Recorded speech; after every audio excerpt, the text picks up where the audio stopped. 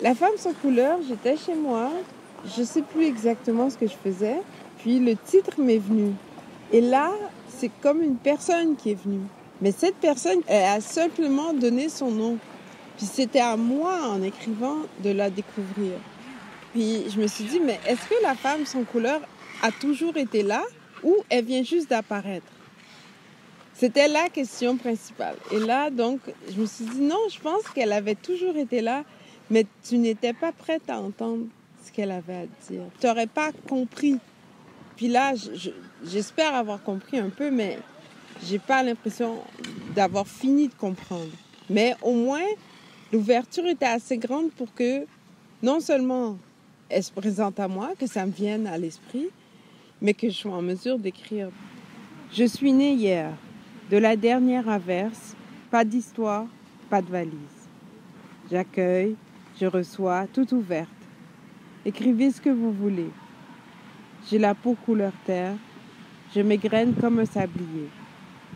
Si vous enlevez la première couche, je suis rose. Une autre, plus rose. Si vous creusez encore, la couleur coule, comme la pluie. Toni Morrison est fondamentale.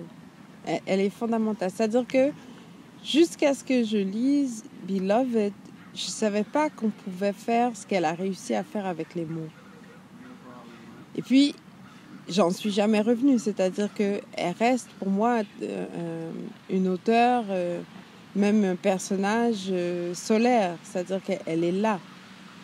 Elle est là. Et puis, son engagement politique et la profondeur de ses réflexions m'accompagnent toujours. Puis, je ne les épuise pas. C'est-à-dire que son livre, La source de l'amour-propre, a été publié, mais vraiment peu de temps après son décès. J'ai commencé à le lire, mais j'ai pas du tout fini. C'est comme un gâteau qu'on repousse toujours. On se dit, oh non, mais je vais le manger la prochaine fois. La semaine prochaine. Donc, c'est comme une promesse que j'arrête pas de repousser parce que ça garnit beaucoup et bien mon horizon. Ouais, c'est ça. Mon ami me souffle des mots en Wolof. Je n'arrive plus à toucher la terre Afrique. Elle balbutie mon nom en chant de canne. Je n'ai pas d'ombre à Dakar. Je vis de copie en copie, de céréales, de poulets. Les poissons que je mange n'ont jamais connu la mer. Je suis très contente de la réception de Femmes sans couleur. Bien sûr. Dans les journaux, je suis finaliste pour le prix des libraires. J'ai reçu le prix couleur primaire, Primary Colors. Puis ça me touche beaucoup, ça. Ça me touche énormément parce que comme moi, j'écris, c'est dans une grande intimité avec moi-même, une sorte de solitude, mais spéciale. C'est pas triste du tout. J'adore cette solitude-là. Et puis, que d'autres personnes aient lu ces mots et qu'elles aient trouvé un contentement, une joie, un plaisir, pour moi, c'est énorme. C'est énorme, c'est comme un cadeau.